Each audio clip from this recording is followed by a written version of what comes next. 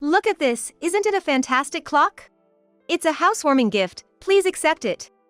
Saying this, Amanda handed me a large wrapped item, which I hurriedly received. Even though I hadn't entered the house yet, Amanda, who gave me the housewarming gift right at the entrance, was looking at me with a big smile on her face. As Amanda mentioned, inside was indeed a clock. It was a wooden clock meant to be hung on the wall, with a small birdhouse on top of the dial. I'm sure at certain times, pigeons or small birds would pop out of it. As I thanked her and received the gift, I suddenly caught sight of something sparkling out of the corner of my eye. Attracted by the light, I stared intently at it, and suddenly a wave of anger surged within me. Driven by that impulse, I swung the clock with both hands and smashed it against a garden stone right in front of my startled mother-in-law, Amanda. My name is Jennifer, I'm 30 years old, and I work in administrative tasks at a factory. My father works in the factory, and I've always been told, manufacturing isn't just about the on-site work, it's supported by people working behind the scenes. Perhaps influenced by this, I've been attracted to behind-the-scenes work rather than being in the limelight since I was a child. During school festivals when we did plays, I would take on roles like managing props instead of acting, and I also managed the baseball team in my club activities. I might not have stood out, but there were always people watching me, and a simple thank you from them made me feel valued. That's why I aimed for an administrative position when job hunting.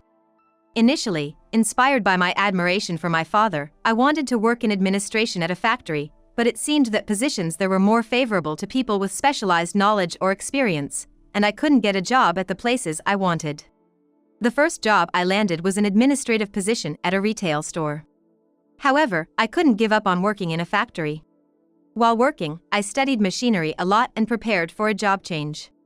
I also wanted to gain experience in administrative tasks, so after working for 3 years, I aimed to change jobs. Fortunately, I was hired for an administrative position at the factory of my choice and now handle behind-the-scenes tasks there every day. It was at this workplace that I met Daniel, my future husband. Daniel is a senior colleague who works on site, 2 years older than me. Even though I work behind the scenes, I always have respect for the on-site workers. Daniel, in particular, is always cheerful, no matter how busy he gets, and he lifts the spirits of the entire workplace. He's also very dedicated to his work.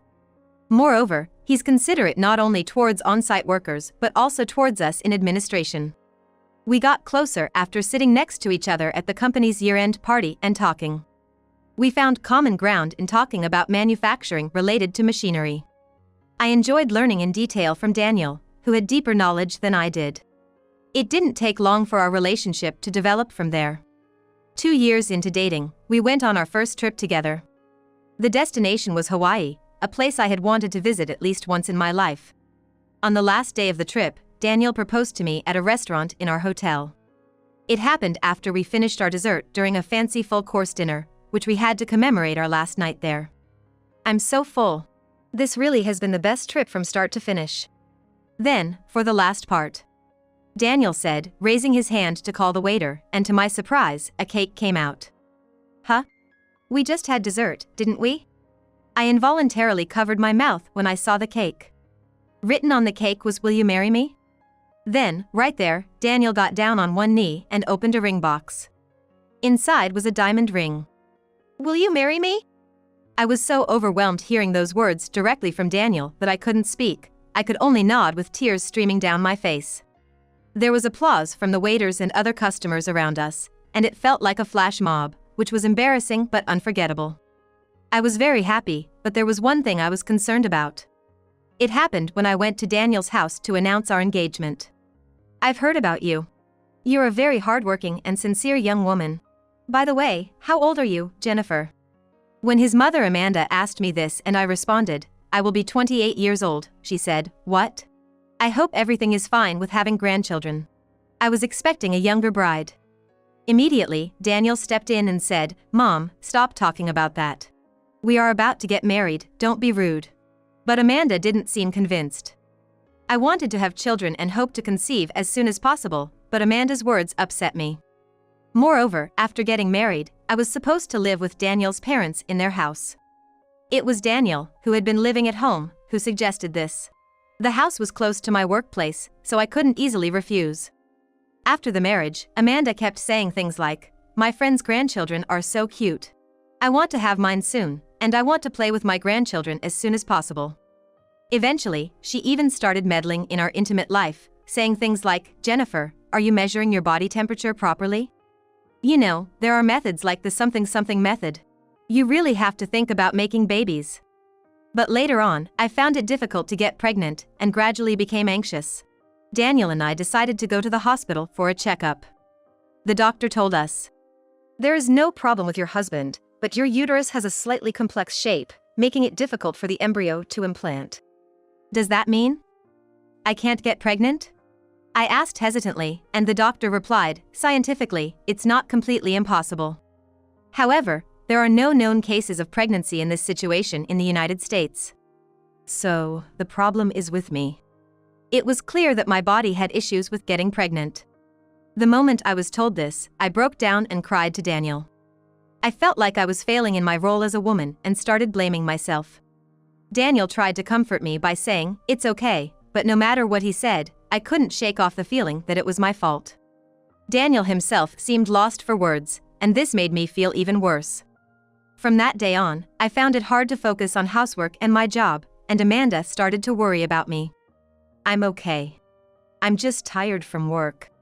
I would reply, but it was clear that I was depressed, and both Daniel and I were acting differently. Amanda noticed and said, something is wrong, isn't it? Talk to me. The atmosphere in this house is getting depressing. Reluctantly, Daniel and I decided to tell Amanda about what the doctor had said. I couldn't respond, but Daniel said, Mom, that's no way to talk. But Amanda continued, I knew it. I should never have let you marry her. I had a bad feeling about her from the start. I checked if grandchildren would be possible, didn't I? Blaming Jennifer won't solve anything, Mom. It's not her fault. Daniel defended me, but Amanda kept going. It's obviously the bride's fault. And you, Daniel, should have listened to my advice. Enough is enough, Mom. You're going too far. Why are you taking her side? And with that, Amanda stormed off to her room. Don't worry about it, Jennifer. You don't have to mind her, Daniel comforted me. Daniel. Actually, I've been thinking about this too. What do you mean? I think it's too painful for you to stay with me. You want to have children, right? But you can't have them with me. I think it would be better for us to break up. But Daniel said, I married you because I want to spend the rest of my life with you, Jennifer. Whether we can have children or not, as long as we can live together, that's all that matters to me. Please, stop thinking about breaking up just because we can't have children. I remember the tears welling up in my eyes at Daniel's warm words. After learning about the results of the examination, my mother-in-law, Amanda, really wanted a grandchild. She started to harass and be nasty to me because I couldn't have children.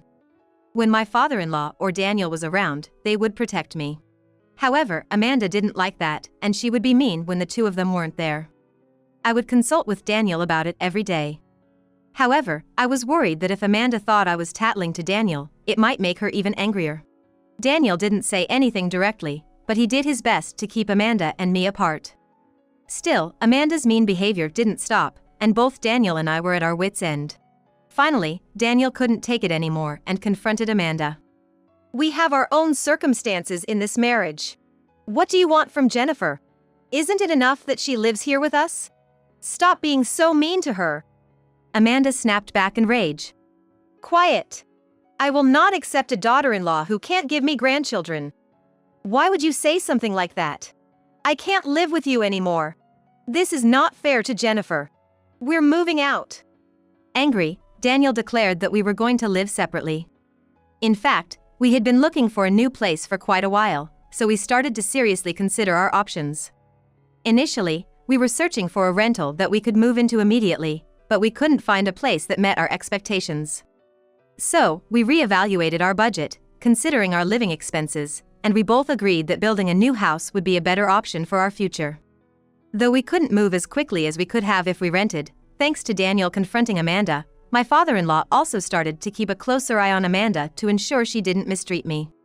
So, we were able to move on the scheduled day without any major issues. We thanked my father-in-law and moved into our new house. Life without Amanda was blissful. However, just a week after we moved, I received a call from my father-in-law. I'm sorry. It seems like Amanda has found out your new address. She snooped around and found a note with your address written on it. We hadn't told Amanda our new address because we thought it might lead to more trouble. And she says she's coming over now, no matter what. I'm really sorry. A few hours later, Amanda and my father-in-law arrived. When I opened the front door, there stood Amanda, holding some bags, and my father-in-law, who looked apologetic. I wanted to close the door right away, but Amanda quickly said, "I'm sorry for making you feel uncomfortable because of me." She was being unusually humble and apologetic. I was stunned and looked at Daniel in disbelief. Amanda didn't try to force her way into the house. Instead, she handed me a large package. "This is a housewarming gift. Hang it in your bedroom or something. I bought this clock and the salesperson told me it's good feng shui to put it in the bedroom." I took the package and was about to thank her when I noticed Amanda wouldn't meet my eyes. Instead, she was already turning on her heel, pulling my father-in-law along to leave. "Well then, we're heading back. You two take care and live well together." "Wait, you just got here. Are you leaving already?" "I'm sorry, son. This is Amanda's way of making amends. She didn't want to intrude inside your house. We just came to give you this gift," my father-in-law said, smiling apologetically while Amanda pulled him away. Seeing Amanda's submissive attitude made me feel bad, and I could understand why my father-in-law didn't want to let her in. However, I could faintly see a sly smile on Amanda's face. Encouraged by Daniel's excited voice, I decided to open the package right there. It was a wooden wall clock, decorated with a small birdhouse-like ornament. It seemed like a cuckoo clock, and when I touched it, I noticed something. Without a word, I lifted the clock high with both hands and smashed it onto a garden stone nearby. The sound of destruction made Amanda turn around in shock, while Daniel and my father-in-law just stared, mouths agape. With a shocked expression, Daniel shouted at me, "What are you doing? Mom has reflected on her actions and even gave us a gift, and you're acting like this? Apologize to Mom, now." Amanda, my mother-in-law, was covering her mouth, muttering, "How could you?" My father-in-law still had his mouth wide open, shocked by my actions. I took deep breaths, trying to calm myself down. Then, I squatted down and took something out from the wreckage of the broken clock. "Can you still say that after seeing this?" I showed Daniel a certain part from inside the clock. What is this? Why is this here?" Saying this, Daniel clenched his fist, his anger evident. Amanda's attitude was strange, wasn't it? She handed it over as if she was pushing it onto us, even though it was supposed to be an apology and a gift. That's when I thought something was off and took a closer look. "Amanda, do you know what this is?" "I have no idea." Even after showing her the two parts, Amanda shook her head, claiming ignorance. However, her complexion had completely changed to a pale shade. "It's part of a camera and a voice recognition device," Daniel said, stunned. I could see my father-in-law, shocked, out of the corner of my eye. When I touched the birdhouse, I felt suspicious because the door wouldn't move at all. I thought it was just a decoration, but then I saw a small, round, black hole in the center. When the sunlight hit it, I noticed something glittering inside, and realized it was a camera lens. "Amanda, you say you don't know, but why would there be a camera inside this?" I realized after smashing it that there was more than just a lens inside the clock. There was also a part resembling a microphone, suggesting that one could see and hear through this wall clock if they checked on the corresponding device or app. Since it's a wall clock, it's meant to be hung inside a room, and in the end, Amanda must have given us this clock to spy on our lives. "What the hell? Mom went to such lengths." Daniel was trembling with rage. Amanda was looking around nervously, clearly disturbed. My father-in-law looked at her and sighed deeply. "Is this true? You went to such lengths. Mom, you knew about this, right? If we had hung this in our bedroom, you would have had full access to the footage and audio from our bedroom." My father-in-law was in shock. "You! Why would you give us something like this? What were you thinking?" "Oh, come on, why did you have to notice? If you had just accepted it quietly, you would have looked so much more charming. But this daughter-in-law of mine," Amanda retorted, unabashed. "What are you talking about? You're the one who planted a listening device. Why would you do such a thing?"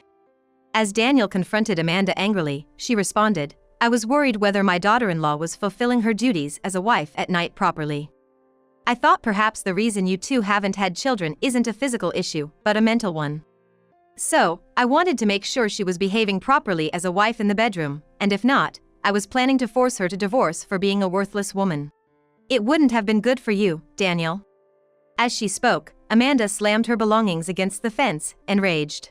Daniel, also angry, snapped back at her.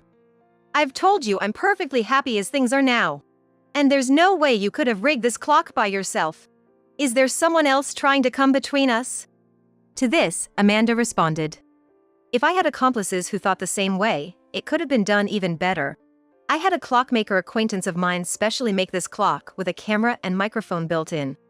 What have you done? Do you even realize how awful this is? At my father-in-law's words, Amanda responded, throwing stones at the fence. The worst one here is your wife. She can't even have children, yet she had the nerve to marry you. What about my grandchildren? Stop it, right now. As my father-in-law held Amanda back, he said, I'm sorry about this.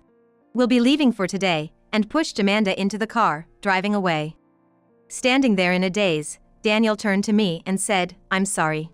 My mom said some really terrible things. It's not your fault, Daniel. Afterwards, I couldn't help but wonder what had become of Amanda and my father-in-law. I didn't want to have anything to do with Amanda anymore, but I was worried about how my father-in-law would handle the situation, and what our relationship with Amanda would be like in the future. A few days later, I received a call from my father-in-law. I'm really sorry about the other day, were his first words. I actually wanted an apology from my mother-in-law, not him. He hadn't done anything wrong. No, Dad, are you okay after all that? Daniel spoke, sounding concerned. We had a big fight after that. During that, a lot of things came up. It seems that my wife, Amanda, has been making snide remarks and harassing not just Jennifer, but others as well. I was surprised. I had no idea she was treating other people the same way. Wait, what do you mean? Daniel was also shocked and asked his father for clarification. There's a woman in our neighborhood who can't have children, and apparently Amanda has made snide remarks and harassed her as well. So she's been doing this to strangers as well, not just family? It seems that way. When I told her it was wrong to treat Jennifer so harshly, she said she's been doing the same to other useless women who can't have children. I was horrified. What he described was truly horrifying. I wondered why she would do such things. That's awful. She's been doing all this behind our backs? I could hear the anger in Daniel's voice as his father tried to calm him down. Now, calm down and let me finish. Calm down? How can I calm down when my own mother is acting like this? It's infuriating and embarrassing. Don't you feel the same way, Dad? You're right. That's why I went to apologize to that family as soon as I heard about it. But I also found out that a few houses down, a daughter-in-law was verbally abused by Amanda to the point of depression, and they moved away a few years ago. I'm scared of what the neighbors think, and I can't bear it anymore. My father-in-law sounded truly distressed. I can't handle this anymore, so I've decided to get a divorce. I was shocked, but Daniel remained calm and concerned. Is that so? I agree with the divorce. Are you going to be okay, Dad? Then, my father-in-law explained calmly, as if he had already made up his mind. I'm going to move out of this house, too. I owe an apology to the neighbors. But don't worry about me. I've already found a good place to live through an acquaintance. I'll move as soon as the paperwork is done. I wanted to let you know because Amanda might head your way, now that I've kicked her out of the house today. I'm worried about that. Even in his own time of distress, he was still looking out for us. I see. Got it. We'll handle it if she comes here. I'm really sorry again. I'll get in touch once I've settled down. He spoke politely and hung up. Thanks to Daniel putting the phone on speaker, I was able to hear the entire conversation. And just a few hours later, Amanda showed up at our house with her bags. Please help me. After the divorce, he kicked me out of the house. I have nowhere to go. Let me stay here. She said this as soon as she arrived. Daniel asked her, why did you get a divorce? It's not just because of this recent incident, is it? Well, I have my reasons. We heard from Dad. Amanda's eyes widened in surprise. So in addition to Jennifer, you've also been nasty to the other daughter-in-laws in the neighborhood? Well, that's... And because of your verbal abuse, one of them even became depressed? Hold on! That's an exaggeration! There's no proof that it was my fault. You're making it sound like I'm the criminal. Besides, how can a woman not have children? I went through a lot to give birth to you. And I can't even see my own grandchildren because of her. Just looking at her makes me sick. Amanda had flipped her anger switch. Mom, happiness isn't just about having children. Daniel responded calmly. I know that. Just let me stay here for now. I'm sorry, but that's not possible. I've decided to be happy with Jennifer. I can't live with you the way you are now. You need to think about what you've done. Why not? You're my son. I gave birth to you and raised you. Show some filial piety. I'm grateful to you for giving birth to me and raising me, but this is a different matter. Why? Just let me stay here.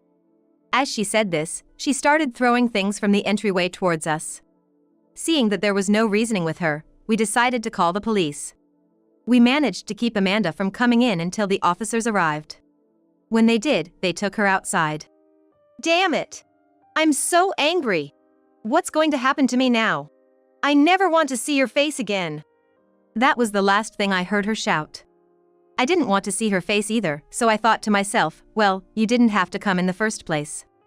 It seemed like Amanda had received a stern warning from the police, as she never came to our house again afterward.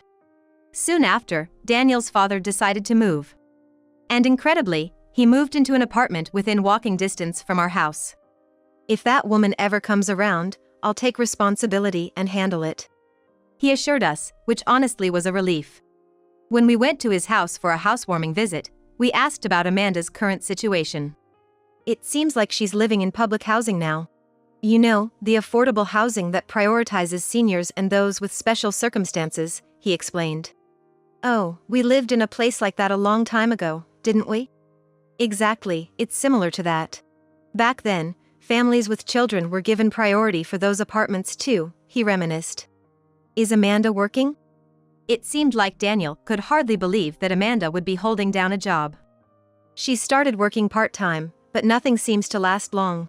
She's been a housewife for so long, and she's not great with people.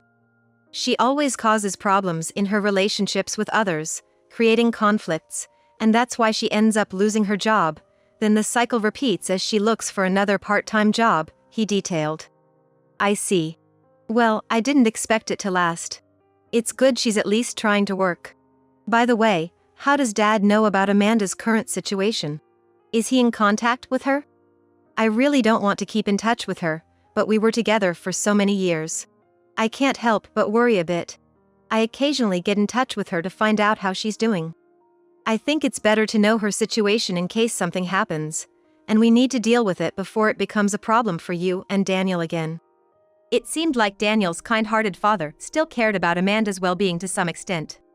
Well, as of now, she's not working steadily, so she's living somewhat depressively while receiving welfare, he added. Meanwhile, we started keeping a dog. One day, when we happened to visit a pet store, we came across a toy poodle. Hey! This little one just made eye contact with me, didn't it? I exclaimed excitedly. Me too. So cute. Daniel joined in. And when we looked at its birth date, I was overjoyed. Daniel! Look at its birthday! What's up? Oh. That day. Right. It's the day you proposed to me in Hawaii. Don't you feel like it's fate? Feeling a sense of destiny, we decided to take this young toy poodle home with us. Since then, we've been doting on this dog as if it were our own child. Additionally, with Daniel's father moving nearby, he started visiting us frequently, making our family life lively and cheerful.